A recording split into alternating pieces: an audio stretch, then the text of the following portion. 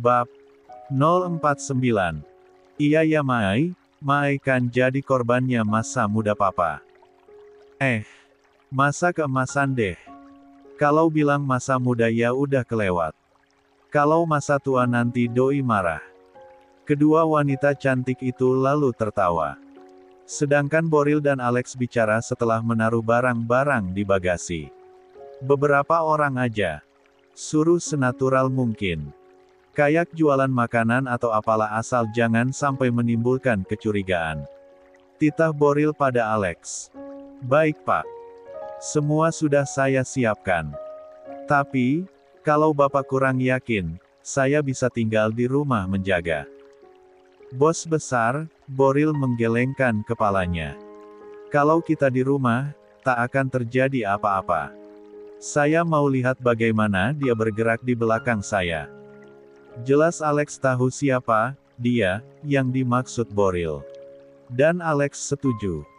Jika mereka di rumah, tak akan terjadi apa-apa. Boril memakai kacamatanya, let's have fun together Lex. Lalu menuju mobilnya bersiap liburan dengan keluarganya tercinta sesuai dengan keinginan sang pemilik hati. Perjalanan menuju puncak berjalan lancar terkendali. Tak ada hambatan yang berarti. Sudah sekitar 1 jam perjalanan dan kini mobil BMW Coupe M8 milik Boril tengah melaju di jalur bebas hambatan menuju ruas tol Cisarua, Bogor. Mereka tiba pada pukul 2 siang di villa. Sistem 2-in-1 yang diterapkan di jalan raya membuat lamanya waktu di jalan. Berkali-kali Boril akan bertanya pada Aprilia apakah dia ingin berhenti. Atau apakah ia merasa sudah tak nyaman terlalu lama di dalam mobil. Namun Aprilia memastikan dia baik-baik saja dan sehat. Hanya lelah dan ingin segera beristirahat jika telah sampai.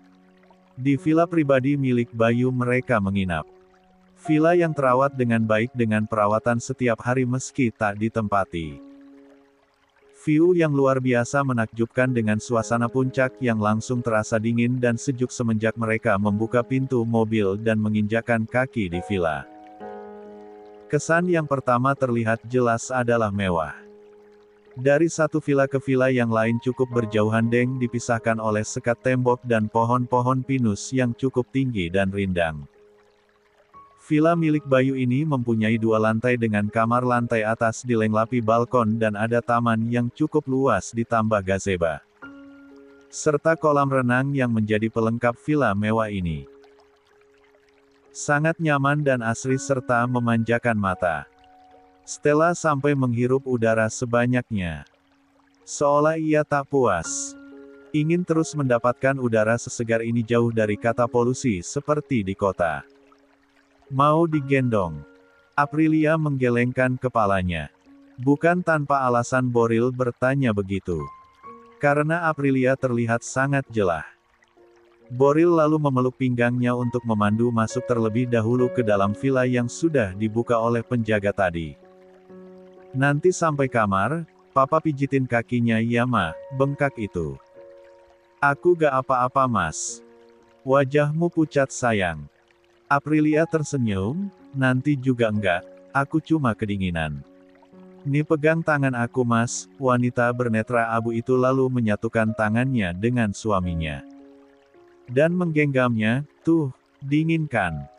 Mau papa angetin gak? Aprilia melotot jalu mencubit pinggang suaminya. Hingga Boril merungis sakit. Pura-pura sakit tepatnya. Aprilia heran. Apa saja yang diucapkannya entah itu bercanda atau serius, pasti akan diartikan lain oleh Boril. Ia pun berjalan agak lebih cepat masuk. Sebelum suaminya bicara yang aneh-aneh lagi. Hal romantis yang dilakukan Boril tak lepas dari pandangan Stella. Ia lalu menoleh bahu Alex yang sedang mengeluarkan tas dari bagasi. Mas, apa? Kaki aku pegel nih. Alex lalu melirik pada bagian kaki Stella. Ratsni biasa saja tidak terlihat gemetaran karena pegal seperti apa katanya barusan. Kok bisa pegel? Memangnya dari Jakarta jalan kaki ya? Stella merengut karenanya. Ish, Tawarin dong mas, mau digendong gak? Gitu. Kayak papa sama Mai. Alex mengambil 2 tas besar lalu membawanya masing-masing di kanan kirinya setelah menutup bagasi. Penuh tangannya. Maaf ya. Ucap Alex sambil menuduhkan 2 tas yang dibawanya. Lalu beranjak masuk ke dalam villa. Stella tersenyum geli sendiri. Si pangeran Brebes ini masih malu-malu saja padahal mau. Siapa sih yang bisa menolak pesona seorang Stella Rohichan? Tidak ada. Mereka pun ikut masuk ke dalam villa. Kamu di kamar ujung ya Lex. Di kanan kamar saya. Kalau Stella di samping kiri. Jelas Boril saat mereka di ruang tamu. Dan mengatur bagian kamar. Ia di tengah kedua anak muda itu. Baik pak, jawab Alex dengan patuh. Oke papa. Mereka pun bersiap masuk kamar masing-masing. Stel, pintu kunci jangan lupa. Titah Boril sambil emsuk bersama Aprilia ke kamarnya. Aprilia terkekeh geli dibuatnya. Pengalaman sebagai Casanova membuat Boril ekstra ketat menjaga putrinya. Siap papa. Pintu kamar Boril tertutup. Alex juga akan masuk ke dalam kamarnya saat Stella bilang.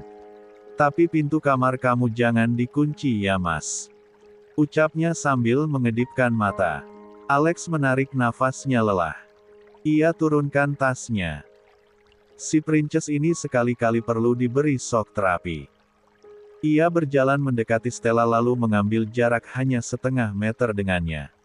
Stella menantang sambil melipat tangannya di atas perut. Cobaku mau tahu mas berani ngapain aku. Stella berjinjit lalu berbisik di telinga Alex. Mari jadikan hubungan ini normal seperti orang dijodohkan pada umumnya, Stella tersenyum. Memang kalau orang normal dijodohin kayak apa? Kita bukan dijodohkan. Tapi kegerebek karena mas seperti mau ngapa-ngapain aku di dapur waktu itu. Adrenalin Alex terpacu. Bicara dengan Stella sama seperti menaruh telur di ujung tanduk. Jika tak sanggup menahan, maka telurnya bisa jatuh dan pecah. Bukan seperti itu ya artinya. Ya, pokoknya seperti itulah kurang lebihnya. Jika dibiarkan terus-menerus dia bisa jatuh di kaki Stella. Jujur aja, mas suka sama aku kan? Makanya gak nolak sama sekali waktu dijodohin. Jangan munafik ya, saya menerimanya karena saya merasa harus bertanggung jawab. Tawa Stella hampir tersembur kala Alex bilang tanggung jawab. Emang mas udah ngapain aku? Sapaan tempo hari. Ya ampun kalau sapaan aja harus tanggung jawab, berarti udah lama aku jadi istrinya orang dong, kamu tuh polos BGT sih mas. Alex melangkahkan kakinya 1 langkah lagi. Lalu mendekati Stella lebih dekat. Hingga gadis itu mundur 1 langkah dan tersudut di pintu kamarnya. Stella mengerjapkan matanya ia menoleh pada kamar ayah dan ibunya yang pintunya bisa saja terbuka. Mas, boleh saya minta sesuatu? Apa? Jika sudah sepakat untuk melupakan masa lalu, tolong jangan sebut-sebut lagi. Boleh. Refleks Stella pun menganggukkan kepalanya. Wajah Alex sangat serius kini. Ia pandangi wajah Stella yang sangat imut nan cantik. Semua porsi sangat pas di wajahnya. Hidung mancung dipercantik dengan bibir kecil pink merekahnya. Wajah Alex mendekat. Stella memejamkan matanya. Ia merasakan hidung Alex menyentuh telinganya. Stella, ya. Jangan sebut-sebut nama lain lagi. Karena saya, pencemburu. Alex mengecup telinga Stella. Yang membuat gadis itu meremang hingga ke ujung kaki. La membuka pelupuk matanya dan melihat Alex tersenyum lalu perlahan menjauh masuk ke dalam kamarnya. Stella memegangi kedua pipinya yang memanas. Itu tadi sangat romantis baginya. Ya ampun betapa ternyata pesona si pangeran Brebes itu begitu membuat seorang Princess Stella terkesima sampai tak bisa bicara. Padahal hanya telinganya yang dikecup. Tapi Stella sudah blingsatan seperti ini. Ia semakin penasaran apa rasanya kalau bagian lain yang disentuh bibir Alex. Loh. Oma, pengen cepet-cepet kawin. Stella menutup wajahnya malu. Lalu masuk ke dalam kamarnya. Sementara Alex sampai di kamar tidurnya. Dia lalu duduk di atas ranjangnya lalu mengambil ponsel miliknya. Ia masuk ke aplikasi galeri. Dan menghapus satu persatu foto-foto sang calon tunangan yang masih ia simpan. Karena jujur saja Alex belum bisa melupakannya. Cinta pertamanya. Satu persatu ia hapus foto-foto itu. Sampai tak tersisa. Karena ia sadar Jamila telah jadi milik orang lain. Dan Tuhan memberikannya jodoh yang lain. Namun satu pertanyaan menggelitik hatinya. Dilihat dari pergaulannya serta cara bicara Stella, mau tak mau Alex berasumsi jika Stella bukanlah gadis lagi. Siapkah ia? Sedangkan ia sendiri baru pernah mensapa perempuan hanya Stella seorang. Namun kata Stella barusan. Ya ampun kalau sapaan aja harus tanggung jawab, berarti udah lama aku jadi istrinya orang dong, kamu tuh polos BGT sih mas. Alex menggelengkan kepalanya. Dia telah meminta izin pada keluarga Stella untuk mendekatinya. Dan ia harus berkomitmen dengan janjinya tersebut. Dan hatinya mulai terbiasa dengan kehadiran Stella di hari-harinya. Wajah cantik dan kekayaan yang melimpah membuat Stella terjerat dalam pergaulan bebas. Dan entah kenapa Alex merasa kalau ia harus memperbaiki gaya hidup Stella. Alex pun merebahkan diri di atas ranjangnya. Stella. Alex melihat satu foto Stella yang tersimpan di galerinya. Satu foto yang ia curi-curi saat memilih jam di toko Bayu tempo hari. Stella sedang serius memilih. Dan wajahnya natural sekali. Cantik dan tak berekspresi berlebihan. Alex tak sadar tersenyum melihat foto tersebut. Sore harinya. Mas kok pakai baju komplit sih? Kata bapak, kalau mau ikut renang jangan buka baju, jawab Alex asal sambil berenang. Stella mengerutkan keningnya. Ini kolam renang villa pribadi. Dan hanya mereka yang boleh masuk. Aneh sekali peraturan ayahnya tersebut. Kok kamu di sini? Alex baru sadar kalau Stella ada di sekitaran kolam dengan memakai baju handuknya. Alex merapikan bajunya yang basah dan mencetak lekukan tubuhnya dengan sempurna. Karena dia baru sadar kalau Stella datang dan tiba-tiba sudah berdiri di pinggiran kolam. Mau ikutan mandi mas? Cie, udah gak manggil mbak lagi. Alex terkejut. Entah karena dia yang keceplosan tak memanggil Stella dengan sebutan mbak, atau Stella. Yang tiba-tiba mau mandi bersama. Mata liar Stella menatap lapar tubuh Alex yang meski masih memakai atasan dan celana pendek, namun tercetak otot-ototnya yang kekar. Membuat wanita manapun akan meneteskan air liur jika melihatnya. Dan Alex yang baru saja berniat naik lewat tangga kolam, membulatkan matanya saat Stella membuka baju handuk yang ia pakai hingga terlihat dengan jelas kalau Stella hanya memakai bikini two-piece berwarna hitam yang sangat. BYURRRR Stella sudah melompat masuk ke kolam renang. Lalu menggerakkan tubuhnya dengan lincah di depan Alex. Ulangi sekali lagi, di depan Alex. Seorang gadis cantik berbikini seksi yang tak mampu menutupi aset-asetnya itu tengah berenang di depannya. Alex memandang sekeliling. Tak ada orang. Ia takut jika penampilan Stella ini dinikmati orang lain.